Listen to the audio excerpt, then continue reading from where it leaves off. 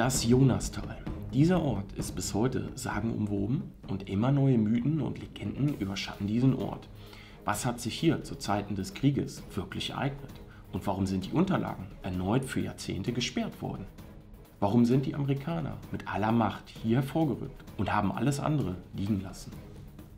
Warum wurde der Ort von der 6. SS-Gebirgsdivision verteidigt und war ihr Auftrag die Sprengung und Tarnung der bereits fertigen Stollenanlagen? Befinden sich hier im Untergrund bis heute geheime Labore für die Atomforschung oder gar die erste Produktionsstätte für Atombomben und lagern diese fertigen Bomben bis heute in ihrer Lagerstätte? Dass die deutsche Forschung weiter war als bislang bekannt, belegen 360.000 deutsche Patente, die durch die Alliierten beschlagnahmt wurden. Bis 1946 sprachen die US-Amerikaner sehr offen über die deutsche Entwicklung. Von Ministerium bis hin zu Forschungsanstalten war zu lesen, dass durch die deutsche Kernforschung etwa 20 Jahre amerikanischer Forschung erspart bliebe. Laut offiziellen Geheimdienstberichten hat es bereits im Jahre 1945 mehrere Atombombentests auf deutschen Gebieten stattgefunden. Zwar in abgeschwächter Form und so gering, dass die Sowjets das als nicht besorgniserregend eingestuft haben. Man wollte diese Atomwaffen auf ein Trägersystem installieren. Lediglich war die Rakete noch nicht so weit und man beschloss, eine Atombombe zu bauen. Auch einen unterirdischen Torpedo-Testkanal mit einer Länge von über 30 Kilometer soll es im Bereich Ohrdruf gegeben haben. Spuren und Hinweise auf ein solches Bauwerk gibt es bis heute nicht. Was hat es mit der Karte von einer Stollenanlage auf sich, die Kinder im Jahr 1965 fanden und an den Bürgermeister übergaben? Solange deutsche Behörden mauern und alliierte Archive die Unterlagen geheim halten, wird wohl auch weiter wild spekuliert über das Geheimnis Jonastal.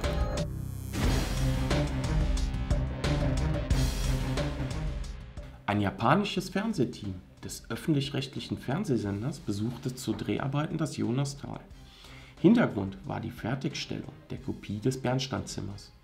Die Fernsehsendung im japanischen Fernsehen handelte von dem möglichen Lagerort des bis heute verschollenen Bernsteinzimmers und somit machte auch international das Jonastal bei Arnstadt Schlagzeilen. Auch die Aussage von polnischen Arbeitern gegenüber amerikanischen Truppen belegen, dass sich im Bereich Jonastal große unterirdische Stollenanlagen zur Produktion befinden. Das geht aus einem Bericht hervor. In diesem Bericht gibt es sogar Koordinaten zu den Anlagen. Man muss dazu sagen, dass das amerikanische Koordinatensystem anders ist als das deutsche. Laut den amerikanischen Koordinaten und die Übertragung auf das deutsche Kartenmaterial kann die Anlage lokalisiert werden und sie führt tatsächlich in die Nähe von den Stollen im Jonastal, ebenfalls unter einer Anhöhe. Aber auch Zeitzeugenaussagen bestätigen die Aussagen der polnischen Arbeitskräfte. Bernd Adolf Freyer, Diplom-Ingenieur, der seit 1942 unter dem Kommando von SS-Obergruppenführer Hans Kammler stand und im Jahre 1999 in Argentinien verstarb, gab Folgendes zu Protokoll. Es gibt 8 Anlagen im Bereich Jonastal und Umgebung, das Amt 10 und eine Generatoranlage, 4 Anlagen im Bereich Burg, der Steinbrüche Krawinkel und Luisenthal und die Sandsteinhöhle am Kienberg. Ein sehr interessanter Punkt, den Adolf Freyer zu Protokoll gab. Eine Anlage befasste sich mit den Sonderflugobjekten. Die Leitung hatte der Ingenieur Rudolf Schriever und ein zweiter Ingenieur, dessen Name unbekannt ist. Dort soll an Flugobjekten, dessen Form ein Kreis oder eine Scheibe ähnlich oder gleich war, geforscht worden sein. Auch an speziellen Farben für Luftfahrzeuge soll dort nach Angaben von Freyer gearbeitet bzw. experimentiert worden sein. Auch zahlreiche Versuche soll es gegeben haben. Weitere Angaben könne er aber nicht machen, da Freyer keinen Zugang zu diesem Test hatte. Die Raketenproduktion hat hier stattgefunden.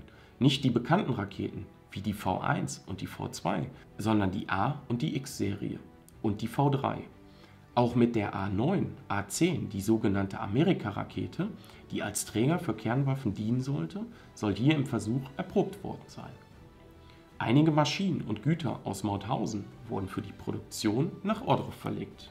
Eine Versuchsanlage für atomare Experimente, später in Verbindung mit dem Labor Stadt Ilm unter der Leitung von Seuffert und später Diebner. Dieses Objekt hatte die höchste Geheimhaltungsstufe. Hier gab es auch die höchsten Verluste an Arbeiter bei den Versuchen.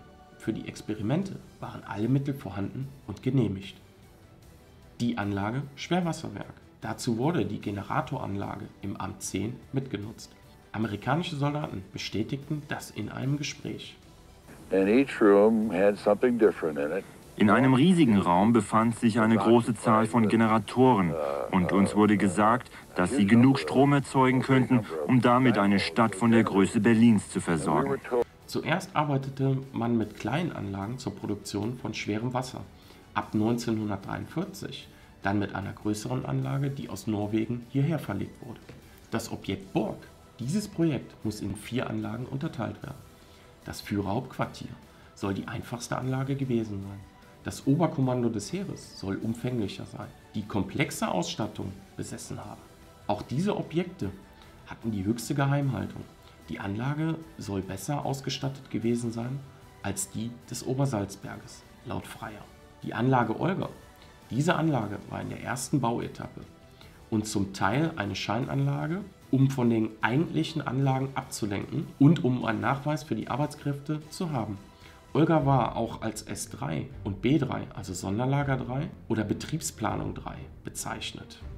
Erst im Anfang Februar 1945 soll Olga bereit für eine Nutzung gewesen sein. Laut Freier soll bereits am 2. Juli 1944 die Atomwaffe fertig gewesen sein. In den Versuchsstätten von Borg sollen deutsche und japanische Fachleute an den Versuchen beteiligt gewesen sein. Auch sollen Arbeiter bis zu 2 Wochen mit der Dekontamination beschäftigt und die Anlage gewaschen haben. Die Strahlenwerte in den Anlagen sollen so hoch gewesen sein, dass sie von den Arbeitern nicht mehr gemessen werden konnte. Viele Arbeitskräfte starben an Dünnblutigkeit und Glasknochenschwäche. Sie wurden von speziellen Ärzten behandelt. Die ersten Versuche mit der Atombombe wurden unternommen, so Freier. Dabei wurden 2 Behälter mit Sprengstoff gefüllt. Der kleine Behälter wurde am 4. März 1945 als sogenannte kleine Atomwaffe mit 100 Gramm an einem 6 Meter hohen Gerüst gezündet. Es war ein Sekundenblitz mit einer einmaligen Wolke. Die Häftlinge im Umkreis von 500 bis 600 Meter waren alle gestorben. Ebenso 4 von unseren Leuten. Im Umkreis gab es zahlreiche Häftlinge mit Verbrennungen. Dabei musste man bedenken, dass die zweite Waffe ca. 8000 Gramm hatte. Sehr interessant ist eigentlich der Bericht des Marschall Zhukov an Stalin über das deutsche Atomprojekt. Die neuen Quellen sind vorhanden. Das Wichtigste ist doch meiner Meinung nach die Aussage, dass die Deutschen die deutsche Atombombe doch geschaffen haben. In sowjetischen Dokumenten ist von 2 Atomtests die Rede in Thüringen. Das sind Berichte von Agenten des sowjetischen Militärgeheimdienstes GRU, heute im Bestand des russischen Präsidenten. Der wichtigste Grundbericht ist vom 23. März 1945 datiert, praktisch Ende des Krieges, über Durchführung des Testes. Schon vorher, im November 1944, hatte ein Agent von Vorbereitungen berichtet. Die Deutschen stehen im Begriff, Tests einer neuen Geheimwaffe durchzuführen, die eine große Zerstörungskraft besitzt. Die bereitstehende Bombe hat einen Durchmesser von 1,5 Metern. Sie besteht aus ineinander gefügten Hohlkugeln. Der wissenschaftliche Leiter des sowjetischen Atomprojekts, Kurtschatow, erhält einen weiteren, noch brisanteren Geheimbericht. Er schätzt den vorliegenden Plan zum Bau einer Kernspaltungsbombe nach dem Implosionsprinzip als plausibel ein. Unsere zuverlässige Quelle aus Deutschland teilt mit, die Deutschen haben in Thüringen 2 Explosionen mit großer Kraft durchgeführt. Bis zu einer Entfernung von 600 Metern wurden die Bäume gefällt. Die sich im Explosionszentrum befindenden Kriegsgefangenen sind umgekommen, wobei häufig von ihnen keine Spur blieb. Außerdem wurde ein starker radioaktiver Effekt beobachtet.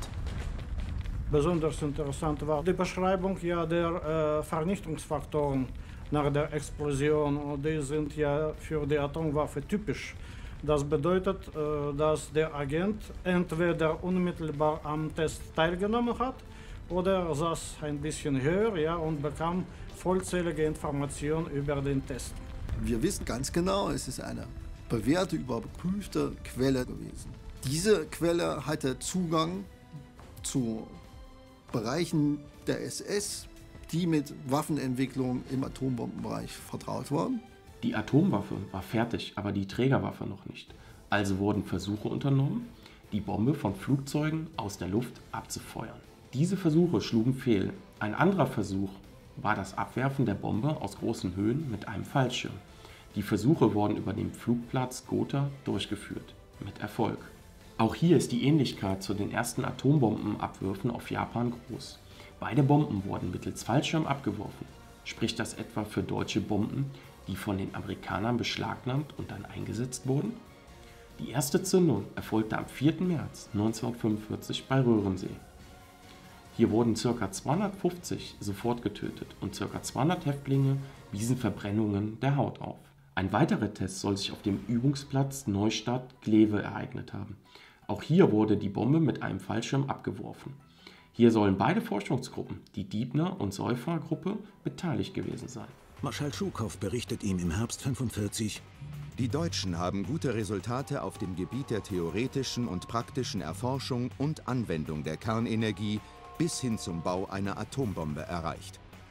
Auf Grundlage der gesammelten Informationen kam man schließlich zu dem Schluss, die Deutschen hätten es tatsächlich bis zur Entwicklung einer Atomwaffe geschafft. Zu Tode kam niemand, da das Gebiet gut abgesichert war. Ein weiterer Test soll sich in der Nähe von Auschwitz ereignet haben. Hier soll es zahlreiche Tote gegeben haben. Der Konzern IG Farben soll von dem Test und seinem erfolgreichen Ausgang begeistert gewesen sein. Auch ein französisches Geheimdienstdokument vom April 1945 beschreibt den Test mit einer sogenannten elektroatomaren Bombe. Bei dem Versuch mit kleinem Wirkungsradius seien russische und polnische Gefangene verbrannt, heißt es weiter, und es handle sich um eine technische Revolution. Im Bereich Borg soll es 5 Bomben gegeben haben und 2 zusätzliche Bomben sollen nach Japan gebracht werden. Forscher sind sich sicher, im Jonastal bei Erfurt sind bis zu 5 Atombomben aus der Nazizeit unter der Erde versteckt. Das Messgerät von Ralf Ehmann, Fachberater für Waffenvernichtung, schlug sofort Alarm. Diese Aussage von Freier passt zu den Forschungsergebnissen des Bodenradars. Demnach sollen sich mindestens 5 bombenähnliche Objekte in Stollen befinden. Auch die beiden Bomben, die nach Japan verbracht werden sollten. Sind das die Bomben Little Man und Fat Boy, die zuvor von den Amerikanern beschlagnahmt und über Japan abgeworfen wurden? Die Parallelen der Aussage von Freier sind verblüffend. Sie ist wie eine Kopie unserer Bombe. Oder unsere ist die Kopie. Die Geheimdienstberichte der Alliierten sprechen für eine deutsche Atombombe. Auch die Aussagen der Arbeitskräfte und Zeitzeugen bekräftigen die Theorie der deutschen Atomwaffen. Sollte man wirklich all diese Indizien in Frage stellen? Oder sollten sich alle Zeugen und Arbeitskräfte irren? Wiederum anderen Geheimdienstberichten vertraut man vollumfänglich. Jedoch die über die deutsche Atomforschung wird angezweifelt. Warum sind eben diese Unterlagen und Erkenntnisse über das Jonastal aus sämtlichen Berichten gestrichen und erneut als geheim eingestuft wurden? Trotzdem gibt es Pläne oder Zeugenaussagen, die in privater Hand sind. Denn Hobbyforscher graben immer weitere Schächte und werden an diesen Stellen sogar fündig. Ja, wir befinden uns jetzt hier neben den Baracken und da gibt es ein Bilddokument, wie von hier aus hochwärts Schienen ging, wo Loren drauf liefen und mit Seilwinde gezogen wurden. Also hier den Berg hoch quasi, da lief eine Schiene in dem Graben hoch, wo Loren gezogen wurden. Warum? Was ist da oben? Das weiß Was wollte man da hochbringen oder runterbringen? Das weiß man nicht. Das war Abraum normalerweise. Aber ja, aber die Stollen sind ja unter uns. Ne? Oder auf Niveau, wir stehen ja auf Stollenniveau. Ne? Was macht man oben auf dem Berg? Ne? Das ist ja das. Man findet mehr Fragen als Antworten, wenn man sich hiermit befasst. So, also wir sind ja nun den Berg hochgelaufen, ja, wo ich erzählt habe, dass unten die Gleise hochgehen zur Steine. Und wenn wir hier oben ankommen, finden wir hier das Betonplateau. Ja. Ja, ist hier auch tatsächlich Beton, also die ebene Fläche. Ich stelle mich jetzt mal drauf. Das ist wirklich ein Plateau, das erste. Und genau darüber ist das zweite. Genau. Ne? Und kurz darüber ist dann das zweite. Ja. Und die Vermutung können wir spielen lassen, dass weil die Gleise hier wohl endeten, ja, da hier ein Elektromotor mit Seilwinde, also wie eine Bergstation. Wie eine Bergstation, ne? Das hochzog. Es muss ja irgendwo eine Technik dahinter gewesen sein. Also hier sind dann Loren hoch und runter gezogen, also hochgezogen, runtergelassen worden. Richtig. Elektromotor, also oben auf dem Fundament sieht man auch ja, Gewinde rauskommen, Stehbolzen rauskommen. Wo ein Motor wohl angebracht Genau, wo ein Motor hätte drauf angebracht werden können. Also so sieht es aus. Und wir befinden uns immer noch auf dem Niveau von der Höhle. Von der Höhle, ne? Also von dem anderen Stollen. Ja, aber immer noch 20, 30 Meter oberhalb von den eigentlichen 12 Ganz Stollen. genau, Ne? Ja. So, das ist der obere Sockel und hier sind diese Stehbolzen. Ja, die kommen da raus. Und da hätte halt, wie gesagt, die sind hier überall, die gehen einmal rum. Und da hätte ein Elektromotor drauf Platz finden können tatsächlich. Also von da sind wir gerade gekommen. Hinter uns ist die Höhle oder der Stollen. Und hier sieht man ein relativ aufgeschüttetes Plateau. So, wenn man sich jetzt hier umsieht, wir kommen gerade von der Höhle, sieht man hier ein relativ künstlich aufgeschüttetes Plateau. Es ist sehr eben. Gerade, ne? Alles schön, ja. Und auch die Bäume, die da drauf stehen, ist keiner älter als 70, 80 Jahre. Ja. Das hat also zum Krieg hier, als das stattgefunden hat, alles nicht gestanden, wollen wir damit sagen. So. Und das ist, wie gesagt, das ist ein Berg, das geht die ganze Zeit hoch und nur das hier ist wie so ein Kamm, der hier wirklich lang läuft. Deswegen kann man sagen, genau, er ist nicht natürlichen Ursprungs. Genau. Ja. Also das soll jetzt hier angeblich Stollen -1 sein, ja? Richtig, weil da vor dem Stollen 1 nach heutigen Maßstäben sein soll. Also wir sind jetzt wie viel Höhenmeter hoch? Was war das? Was schätzt du? 15, 20. 15, 20 Meter über dem Niveau, wo wir eben waren. Wir gehen mal hin, wir gucken mal rein. Also es kann auch, wie hast du es eben genannt, wie heißt das, eine natürliche Höhle sein? Eine Kasthöhle sein. Bei uns sehr weit verbreitet in Thüringen. Also es muss nicht damals gebuddelt, gesprengt worden sein. Das kann natürlich gewesen sein. Also man sieht schon, da hört es auf. Ja, so sieht es aus. Geht nicht tief rein, 5 Meter, Ende. Und da hat man auch wahrscheinlich auch schon gebuddelt geguckt, oder? No. Ich gehe mal rein. Also, Wichtig ist, ja. wiederum sind wir wieder bei quadratisch ist es ausgearbeitet. Ja, es sieht genauso aus wie die anderen Stollen, richtig? Und dann der Beton da vorne, Ja. dann die Schienen da hochwärts. Ja. Vielleicht hat man hier auch was gemacht. Ja. Ja, das sind halt all die Fragen, wo es keine Antworten drauf gibt. Ja, hier hat man schon was weggeräumt. Genau, wieder hinten in der Ecke. Aber es geht tatsächlich nicht weiter. Hier ist Ende. Warum hat man so weit oberhalb der eigentlichen Stollen einen weiteren Stollen angelegt? Sollte das ein Luftschacht werden, um die Anlage mit Frischluft zu versorgen? Oder sollte es sogar ein Aufzugsschacht werden? Man weiß bis heute nicht, warum und weshalb man hier einen Stollen aufgefahren hat. Fakt ist, man hat zur Kriegszeit nichts ohne Grund gemacht. Die Antwort auf diese Frage wird wohl in Archiven bis heute unter Verschluss gehalten. So, also da oben haben wir auch nochmal eine Betonplatte oder irgendwas. Oh. Ist auch nochmal genauso ein Fundament wie oben, auch Bolzen. Also im Prinzip genau wie oben. Und unten, da ist auch nochmal so eine Platte. Also als hätte hier auch wieder irgendwas gestanden. Auch wieder eine Betonplatte, wo ich jetzt drauf stehe. Hier sehe ich aber keine Bolzen. Im Prinzip genau wie oben, aber der Abstand vielleicht ein bisschen weiter. Ne? Aber obwohl, nee, täuscht auch. Könnte auch genauso sein. Ne? Richtig. Ja. Ja, also wie wir hier sehen, ist auch wieder ein Plateau. Und natürlicherweise, wenn wir da gleich hingehen, sieht man etwas Eingebrochenes. Da ging nämlich mal ein Schacht runter. Und da drüber, in derselben Flucht, sieht man nämlich auch oben einen eingebrochenen Schacht, der von Hobbyschatzsuchern damals in den 90er Jahren bergmännisch sehr professionell gemacht wurde. Also hier geht ein Schacht runter, der gegraben wurde, um zu gucken, ob hier was drunter ist, korrekt? Ganz genau. Okay, gehen wir mal hin, gucken wir mal. Gucken Ne? wir mal.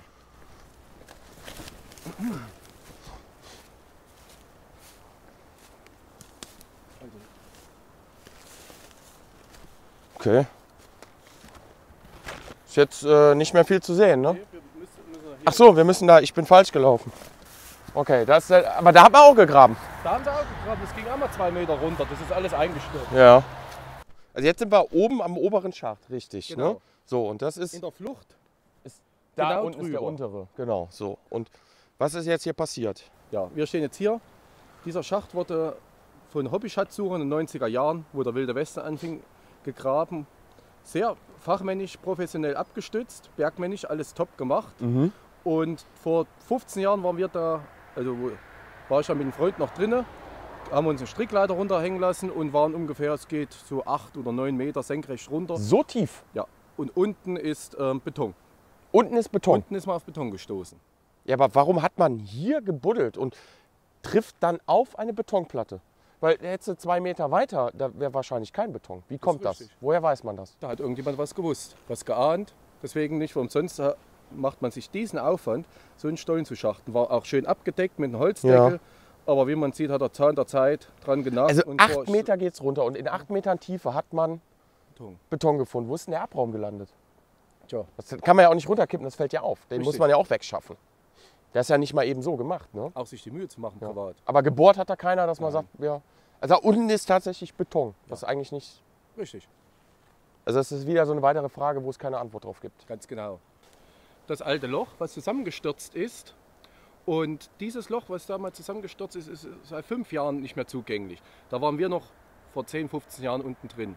Gell? Ja. Und man kennt ja nun das Gebiet hier rundherum und aus Neugierde hat man damals hier rundherum alles abgesucht und hat nie was gefunden. Ja. Vor 2 Jahren, so wie ich euch jetzt hierher geführt habe ich auch Freunde hergeführt und habe gemeint, komm, ich zeige euch das mal. Dort ging es mal runter und sonst was. Und da ist hier noch was in der Gegend, Ralf. Und ich sage so, nö, wir haben alles abgesucht, ist mir nicht bekannt. Mit einmal lief er keine 5 Meter weiter und kommt zu diesem Ding, was baugleich ist, mit dem lediglich nicht eingestürzt ist. Okay. Und dieses Ding war wohl all die Jahre mit einem Holzdeckel und mit der Deckel verschlossen, wo Erde drüber war. Deswegen hat es keiner von uns je gefunden. Das ist ein professioneller Schacht und es geht auch nicht gerade flach da rein. Also das sind schon ein paar Meter. Das sind 9 Meter haben wir ausgemessen. Das sind 9 Meter? Das sind 9 Meter, geht das nach unten, also alles mit Holz abgestützt, man kann es ja sehen.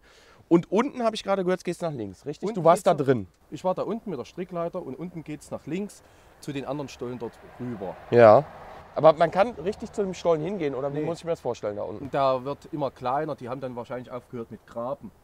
Aber da unten sind wiederum keine Betonreste oder irgendwas derartiges. Also alles natürliches Gestein. Genau. Aber jetzt überlegt man sich mal dieser Aufwand, man gräbt hier einen Stollen oder einen Schacht nach unten, der ist sogar verschraubt, da sitzt eine Schraube, richtig mit Holz und es sieht immer noch gut aus.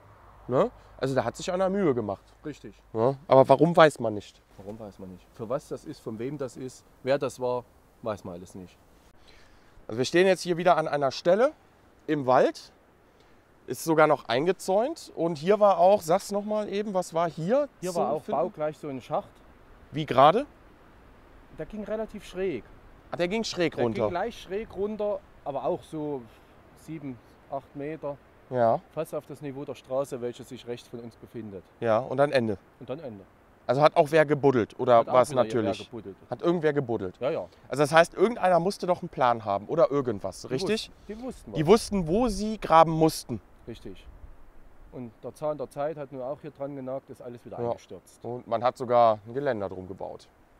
Also hier ist das Pumpenaggregat. So sieht das Ganze aus. Da unten haben dann die Pumpen gestanden, um die unterirdischen Anlagen zu versorgen tatsächlich. Ne? Also hier auch wieder derselbe Beton wie innen drin, ist ja Beton. So, und ist das da drüben auch? Nee, das ist doch das auch Kalk. Kalk. Aber das ist Beton hier, richtig, ja, Waschbeton. So, und da unten sieht man noch die dicken Stehbolzen, die aus dem Boden rauskommen. Hier stand die Pumpstation, um tatsächlich drüben die Jonastalstollen zu versorgen. Diese Felsformation aus Muschelkalk befindet sich rechts neben den Stollenanlagen 1 bis 12. Hier soll sich eine weitaus größere Stollenanlage befinden. Folgt man dieser Theorie, ist der gesamte Berg hohl, zum Teil natürlich und zum Teil künstlich angelegt. Diese Theorie wird von einem Fund von Schulkindern aus dem Jahre 1965 gestützt. Die Kinder fanden die Skizze im Winter 1965 in einer Medikamentenkapsel und übergaben sie an den Bürgermeister von Gossel, Norbert Karnig.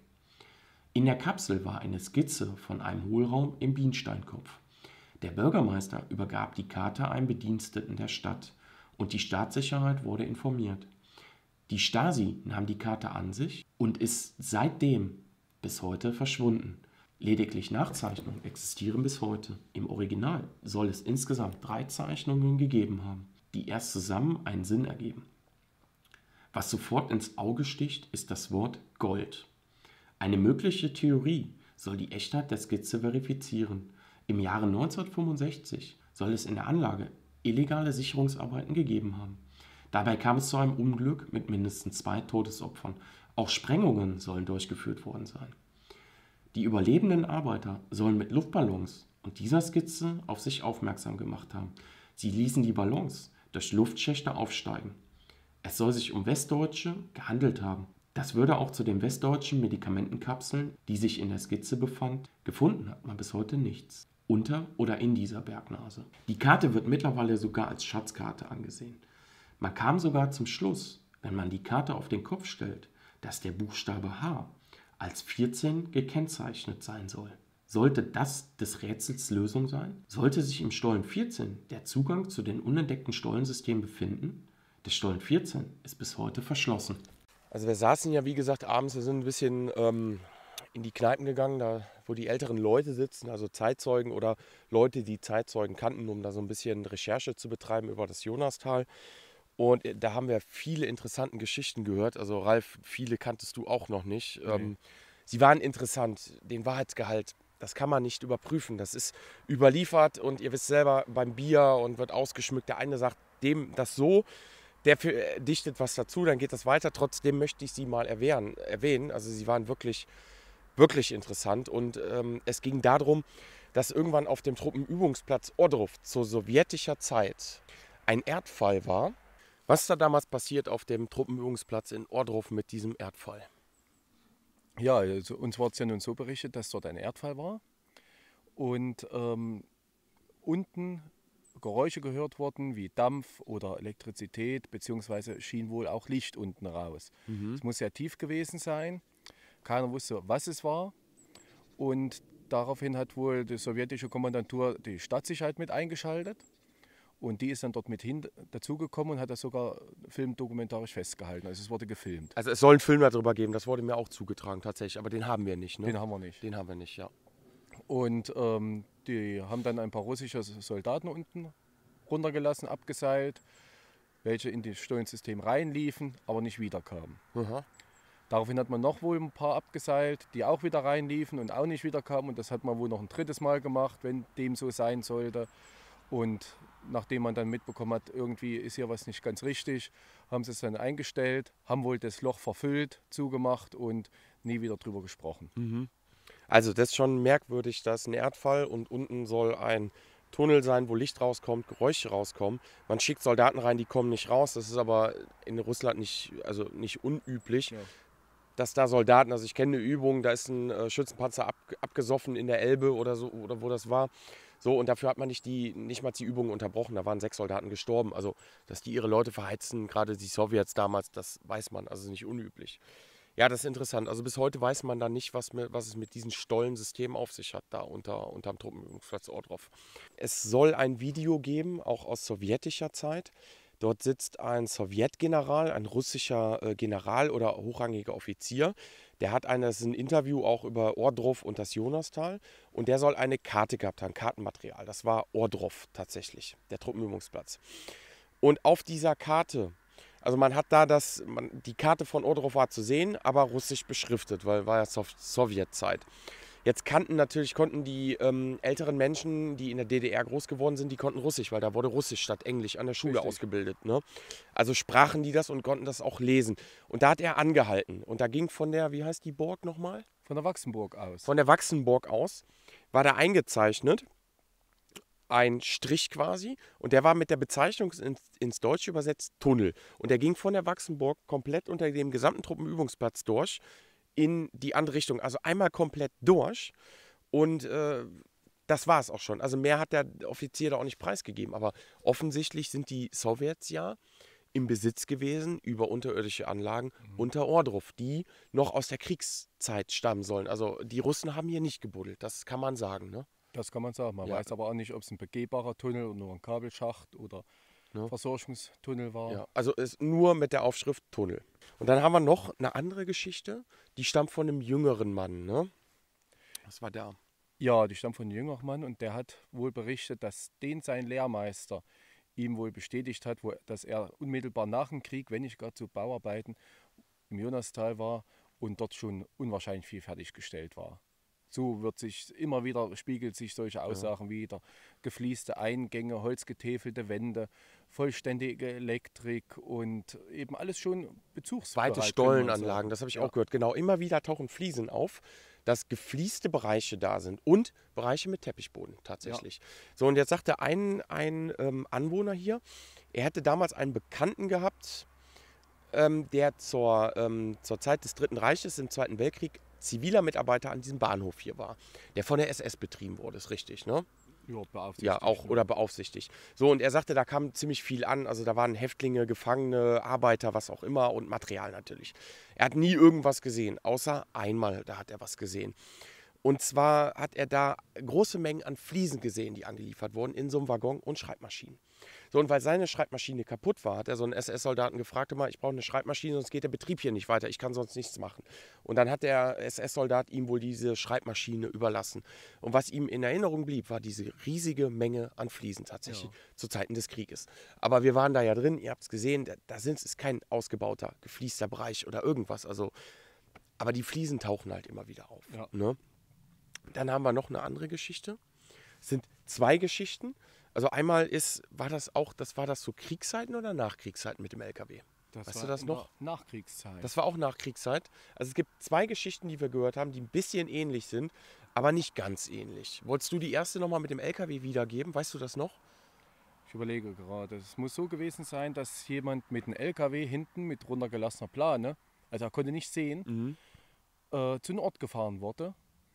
Und hat sich so in etwa die Kurvenreihenfolge gemerkt. Also er kam an den Ort an, ist dort ausgestiegen und dort waren Tarnnetze überspannt, also alles abgetarnt gewesen. Und von dort ging es auch in eine Stollenanlage wohl rein. Und diese soll wohl auch fertiggestellt gewesen sein, also wie wir es eben von der Erzählung her kennen, schon komplett betriebsbereit.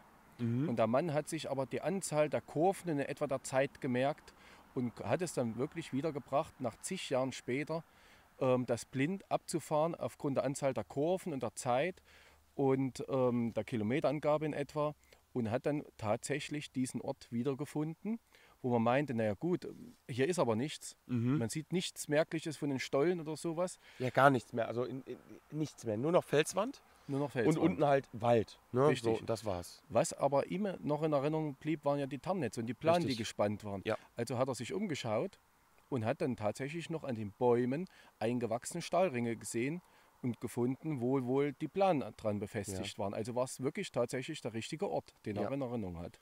Ja, so hat er uns das erzählt und auch konnte das genau wiedergeben, wo an den Bäumen da diese Befestigungen für Tarnnetze und Planen tatsächlich waren. Ja. Ne? Dann habe ich noch eine andere Geschichte gehört. Das war auch ein NVA-Soldat, ein Hochrangiger, der war im Transportwesen für die NVA tätig. Und der hat auch gut mit den Russen oder Sowjets gekonnt. Und die Sowjets hatten ihn mal eingeladen und gesagt, du kannst mal mitfahren. Und dann ist er auch in einen Jeep eingestiegen. Dann sind die auch irgendwo durch den Wald gefahren. Und irgendwann ging das Gelände so abfällig nach unten, sagt er, und dann hat das nicht lange gedauert und dann waren wir schon in einer Stollenanlage drin. Und er sagte auch, also wir sind da reingefahren mit dem Jeep, also mit einem Geländefahrzeug, was die haben, was sind das, UAS oder sowas, ne? Ja. Wahrscheinlich.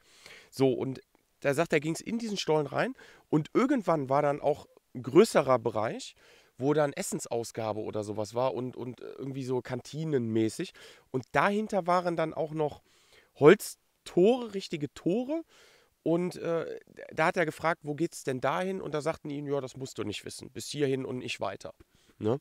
Und einer sagte dann noch irgendwie aus dem Krieg, dass eben auch aus diesen Holztoren, also deckungsgleich, diese Holztore, die er gesehen hat, hatte ein Soldat oder ein Arbeiter im Zweiten Weltkrieg gesehen. Er sagte doch, da sind BMW-Motorräder mit Beiwagen rausgefahren oder reingefahren, weißt du noch? Ja. Die Geschichte kriege ich aber nicht mehr ganz zusammen und die Leute wollten auch alle nicht vor die Kamera treten. Also sie wollten alle anonym bleiben. Sie haben uns das nur allen erzählt. Und er sagte auch, diese Räumlichkeit war fast gleich und er durfte da auch anhalten und dann haben die da auch was zu essen zu sich genommen. Und in der Zeit kam ein Motorrad mit Beiwagen aus diesem Stollen raus und ein anderes fuhr mit Beiwagen da wieder rein und das muss wohl ewig weit in den Berg reingeführt haben. Ja, also irgendwie gehen die Theorien dazu hin, dass hier viel, viel größere Anlagen unterirdisch sind, wovon wir bis heute nichts wissen oder was die SS damals versprengt hatte oder was der Ami versprengt hatte oder natürlich der Sowjet, weil der hat ja 40 Jahre Zeit gehabt. Genau. So, also das sind die Fundamentsockel für die Kompressoren. Auch nicht klein, würde ich sagen. Ne? Gucken wir nochmal, hier ist auch eine Tafel. So hat das früher hier tatsächlich ausgesehen. Die Kompressoren. Ja. Also nur noch das Fundament tatsächlich erhalten.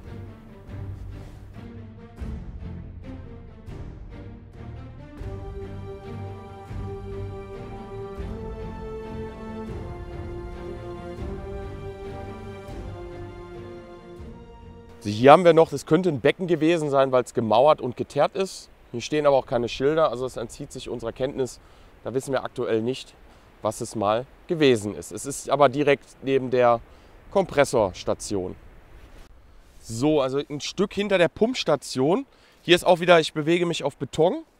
Hier ist eine Platte, wie man sieht. Also man geht davon aus, dass in dem Bereich tatsächlich auch wieder eine Baracke oder irgendwas stand. Und was hat man hier gefunden nach dem Krieg? Hier hat man nach dem Krieg unwahrscheinlich viel normalen Unrat gefunden. Bierflaschen, Teller, Tassen. Also man geht davon aus, dass hier Versorgungsküchen ähnliche. Ja, also Kantinen ähnlich, ja.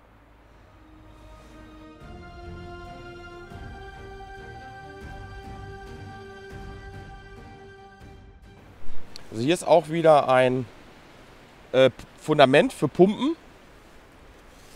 So sieht das Ganze noch aus.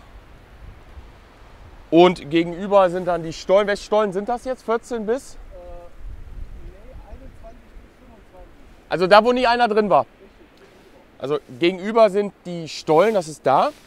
21 bis 25, wo noch nie einer drin war, was die SS zum Ende des Krieges zugesprengt hat. So, und hier war die Pumpstation dafür. Also das ist Stollen 21 bis 25, das Gebiet.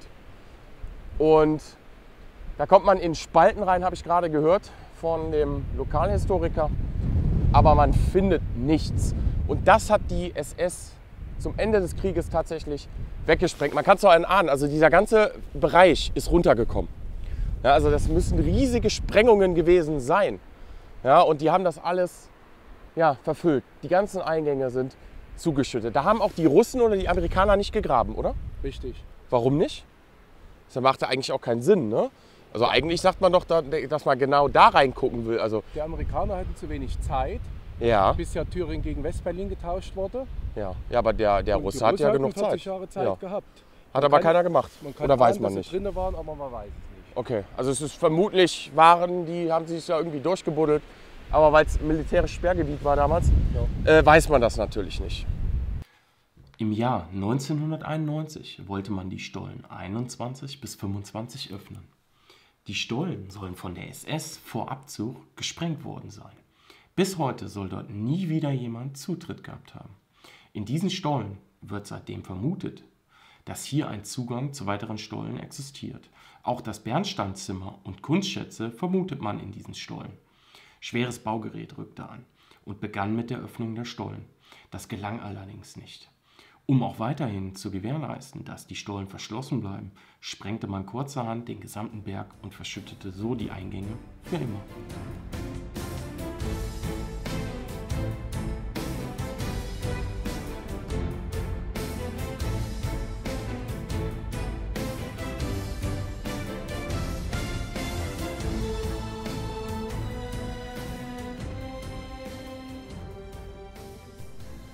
So, jetzt stehe ich an einer Brücke von damals. Da ist die Straße. Hinter uns ist ein Hang. Also hier sind keine Stollen, die sind weiter auf der linken Seite. So, und hier hat man im Dritten Reich zu Kriegszeiten diese Brücke errichtet. Hier unten ist ein Bachlauf. Ja, der führt jetzt kein Wasser, er fließt mal unterirdisch, mal überirdisch, habe ich mir sagen lassen. Und hier steht einfach diese Brücke. Man hat diese massive Brücke hier rüber gebaut zu einem Hang, wo nichts ist. Und die eigentliche Anlage ist weiter nach links. Also hätte es mehr Sinn ergeben, wenn man die direkt an den Stollen gebaut hätte. Hat man aber nicht, man hat sie hier gebaut. Das gibt auch wieder eine weitere Frage, wo keiner eine Antwort drauf hat. So, wir haben hier einen Graben, der läuft parallel auch an allen Stolleneingängen vorbei und da lagen nachweislich Rohrleitungen drin. So, und hier haben wir eine Station, wir sind jetzt relativ, wie weit sind wir jetzt gefahren? 2 Kilometer? 2,5 Kilometer von den Stollen weg, 21 bis 25 oder 26. So, und hier haben wir ein Becken.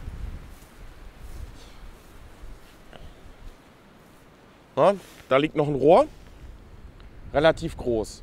Und ich habe gerade von meinem Lokalhistoriker gehört, dass der Leitungsdruck wohl von Arnstadt bis hierhin ausgereicht hatte, dass man hier eine Art Pufferspeicher gebaut hat, wieder den Druck erhöht hat und quasi in die Leitung reingepumpt hat und dann weiter Richtung Stollen. Eine mögliche Theorie. Ne? Und das befindet sich hier auch noch im Wald und das ist nachweislich im Dritten Reich damals gebaut worden. Wir sind jetzt in den Wald gegangen, da vorne ist das Becken. Jetzt ist hier ein Loch mit Stahl drin. So, und das geht auch relativ weit rein und dann liegen da Steine drin, also was man hat da reingeworfen. War auch mal ein Geländer drum. Es geht nicht tief rein, 1,50 Meter vielleicht. Ende. Aber keiner weiß, warum das ist. Also hier war ein Geländer drum, aber bis heute weiß keiner, wozu dieses Loch genutzt wurde und warum das Stahlrohr da drin ist. Also auch wieder ein neues Rätsel, wo niemand eine Antwort drauf hat. So, jetzt haben wir hier mitten im Wald, ein bisschen oberhalb der Straße. Da läuft die Straße entlang. In die Richtung sind die Stollenanlagen. Das heißt, hier hätte man auch alles kontrollieren können, was reinfährt. Jetzt haben wir hier so einen kleinen Graben und er endet in sowas. Ich habe erst an Wasser gedacht, ein Kanalschacht, irgendwas. Aber bei genauerer Betrachtung könnte das wirklich ein Schützenstand gewesen sein. Da unten geht der Soldat durch, weil das ja genau ausgeschnitten ist. Da geht der Soldat rein und von hier aus kann er verteidigen. Ja, und er hat hier, die Bäume waren damals, das war alles nicht da. Da unten läuft direkt die Straße. Ne? Da vorne sieht man sie leicht. Von hier aus hätte man das gut überwachen können und wäre auf jeden Fall in der Reichweite mit Handwaffen, also hätte man da auf eindringende feindliche Kräfte wirken können. Ne? Und das auch einfach noch mitten im Wald. Also jetzt sind wir oberhalb der Stollen.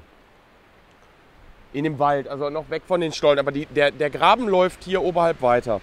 Dann haben wir mitten im Wald hier dieses Bauwerk. Offensichtlich wie ein Kanal gemacht. Links geht es noch dran vorbei. Steht Wasser drin, genau wie rechts. Und hier drin ist wie so ein V in diesem Rohr drin. Ne? So, und dann hatte man dazu Tiefbauingenieure und Wasserbauingenieure gefragt. Und die konnten sich nicht erklären, wie dieses V, diese Trennwand, wofür das ist. Ob das ein Abscheider ist oder irgendwas anderes. Man weiß es bis heute nicht, warum man das damals hat so gebaut. Und warum das hier noch so tief runtergeht. Und wie tief das runtergeht, weiß man auch nicht. Weiß man auch nicht, ne? Weil da unten steht Wasser drin. Also das ist auch die nächste Kuriosität hier im Wald im Jonastal. So, wir haben jetzt hier so ein Loch im Wald. Und hier laufen Kabel durch. 1, 2, 3 Blech ummantelt mit Teer. Der Ralf legt auch gerade eins frei. Und da soll bis zur Wende oder bis nach der Wende sogar noch Strom drauf gewesen sein. Aber keiner weiß, wo der Strom herkam. Richtig? Richtig. Das weiß man nicht. Ja? Und so sieht es hier aus. Einfach nur so ein kleines Loch im Wald, wo den dann freigelegt ist, wo wahrscheinlich hier die Trasse dann so weiterging. Aber wissen tut man nicht, wofür, weswegen, also eine weitere Frage, die aufkommt. So ist es wie immer. Es geht spannend weiter. Ich besuche den Ort, an dem die deutschen Atommotten bis heute gelagert sein sollen. Besuche mysteriöse Schächte von Schatzsuchern und weitere Orte, die Rätsel aufgeben. Eine anonyme Person will mich zu dem Ort des weltweit ersten Atomtests führen. Schaltet auch demnächst wieder ein, auf der Suche nach dem Geheimnis Jonastal. Oder irgendwas? Es pendelt sich ein, aber ich würde mal sagen, weil das ist ja jetzt, also normal ist 0,06 bis 0,012 ist die normale Hintergrundstrahlung.